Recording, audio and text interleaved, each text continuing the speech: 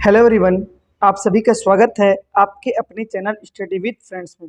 दोस्तों, हम CG TET या सी टेट के लिए बाल विकास एवं शिक्षा शास्त्र के एमसीक्यू देख रहे थे। इस एमसीक्यू में आज हमारा टॉपिक है बुद्धि निर्माण तथा बहुआयामी बुद्धि। ठीक है, बुद्धि निर्माण तथा बहुआयामी बुद्धि है ना। चलिए इसके प्रश्न देखते हैं।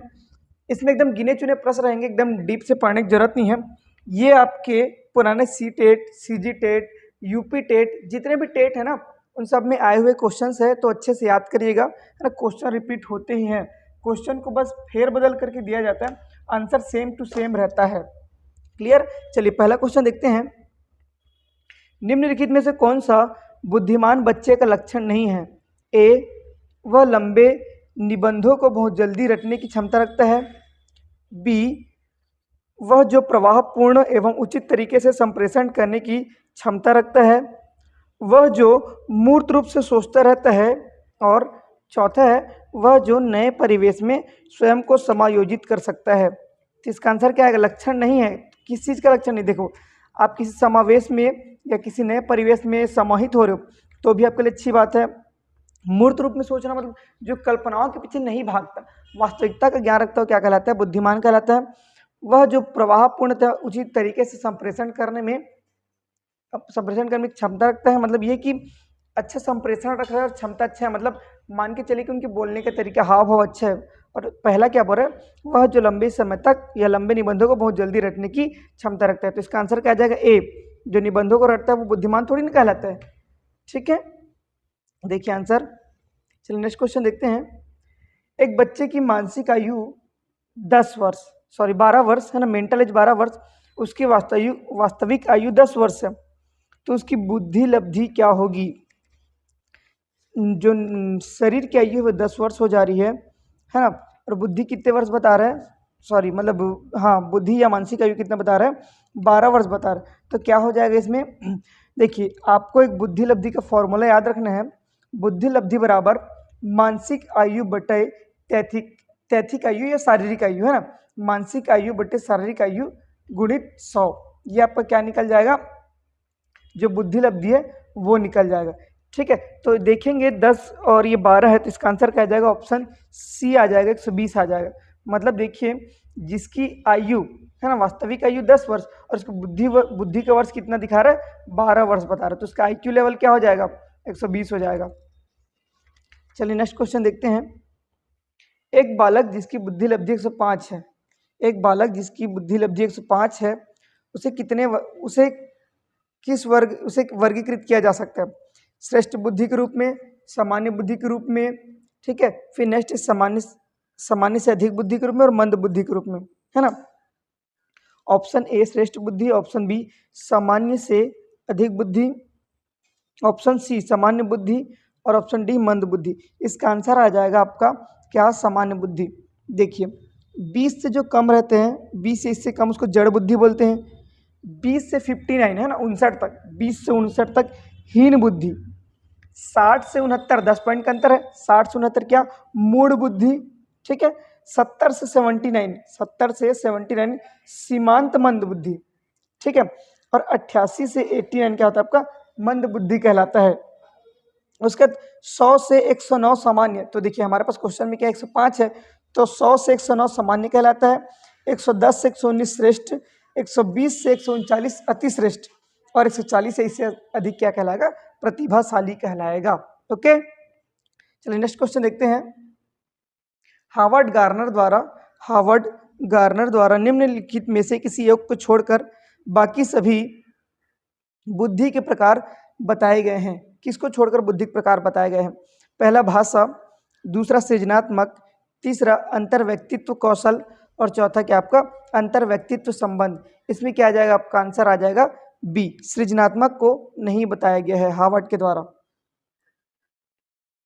इन सब का थीसिस आपको याद करना, जैसे हार्वर्ड का हो गया, वेस्लर का हो गया, उसके बाद वर्नन का हो गया, थॉर्नडाइक का हो गया। ठीक है, चलिए फिर से वही क्वेश्चन। बच्चे की बुद्धि 90 से 110 के मध्य है, 90 से 110 के मध्य है, तो हमने क्या पढ़ा था? 109 तक कहाँ में आएगा आपका? सामान्य बुद्धि में आएगा। ठीक है, फिर से दिखा बता देता हूं आपको। 20 इससे कम जड़ बुद्धि, 20 से 59 मतलब 59 तक हीन बुद्धि, 60 से 69 मूढ़ बुद्धि, है ना, 70 से 79 सीमांत बुद्धि, 80 से 80 से 89 ये आपका मंद बुद्धि, 90 से 109 सामान्य, 110 से 119 श्रेष्ठ, 120 से 139 अति श्रेष्ठ, है ना, और 140 से अधिक क्या कहलाता है आपका प्रतिभाशाली बच्चे कहलाता है। तो इसका आंसर क्या आ जाएगा सामान्य बुद्धि। चलिए नेक्स्ट क्वेश्चन देखते हैं। गार्डनर ने 7 बुद्धि का अधिगम निर्धारित किया है, निम्नलिखित में से कौन सा नहीं है? पहला स्थान संबंधी बुद्धि, दूसरा भावनात्मक संबंधी बुद्धि, तीसरा अंतर्व्यक्तित्व बुद्धि और चौथा भाषात्मक बुद्धि। इसका आंसर क्या आ जाएगा भावनात्मक बुद्धि। देखिए भावना और बुद्धि का मेल ज़्यादातर नहीं होता, किसी भी वैज्ञानिक ने भावना और बुद्धि को सेम नहीं माना है। चलिए नेक्स्ट क्वेश्चन देखते हैं। बुद्धि के संबंध में सही कथन क्या है? बुद्धि के संबंध में सही कथन क्या है? पहला, समायोजन करने की क्षमता का नाम बुद्धि है, मतलब किसी चीज को इकट्ठा करने की क्षमता क्या कहलाती है? बुद्धि कहलाती है। सीखने की क्षमता का नाम बुद्धि है। संक्षिप्त तार्किकता का नाम बुद्धि है ना। एब्स्ट्रैक्ट रीजनिंग का नाम बुद्धि है। और ऑप्शन डी बोलते हैं उपरोक्त सभी। इसका आंसर क्या आ जाएगा?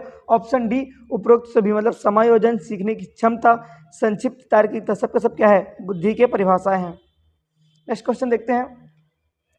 निम्नलिखित में से या निम्न सिद्धांत में से कौन बच्चे के बौद्धिक विकास के 4 चरणों संवेदी, पूर्व परिचालन, सुदृढ़ परिचालन, औपचारिक परिचालन को परिचिह्नित करता है? इसका मुझे तो आंसर बताने की जरूरत नहीं, ऐसा लगता है इसको बहुत रटे हमने 3 वीडियो में। पहला एरिक्सन का मनोसामाजिक विकास, फ्रायड का मानसिक यौन विकास सिद्धांत, जीन पियाजे का संज्ञानात्मक विकास सिद्धांत और ऑप्शन डी कोहलबर्ग का नैतिक विकास का सिद्धांत। देखिए 4 चरण कहाँ पे आएगा आपका? जीन पियाजे में। जीन पियाजे मतलब क्या? संज्ञानात्मक विकास सिद्धांत। क्लियर है? फिर से याद करा दो। संवेदी चालन मतलब क्या? 0 से 2 वर्ष, परिचालन मतलब 2 से 7 वर्ष, सुदृढ़ परिचालन मतलब 7 से 11 वर्ष और औपचारिक मतलब 11 से वयस्क होते तक। क्लियर है? चलिए नेक्स्ट क्वेश्चन देखते हैं। बुद्धि का कौन सा सिद्धांत, है ना, बुद्धि का कौन सा सिद्धांत सामान्य बुद्धि 8, है ना, सामान्य बुद्धि 8 और परिशिष्ट बुद्धि 5 की उपस्थिति का समर्थन करता है? ठीक है। ऑप्शन ए नियम प्रतिकूल सिद्धांत, ऑप्शन बी गिलफोर्ड बुद्धि का सिद्धांत, ऑप्शन सी स्पीयरमैन का सिद्धांत, ऑप्शन डी वर्नॉन का सिद्धांत। ठीक है, इसका आंसर क्या आएगा? स्पीयरमैन का सिद्धांत। देखिए इन सब के सिद्धांत आपको पढ़ने हैं, मैं आप लोग को इस सिद्धांत से रिलेटेड और एमसीक्यू अभी कंटिन्यू कराते रहूँगा। ठीक है, ये आपका केवल सीटेट सीजीटेट में नहीं, इसके बाद जब टीचर भर्ती होगी उसमें भी काम आने वाला है।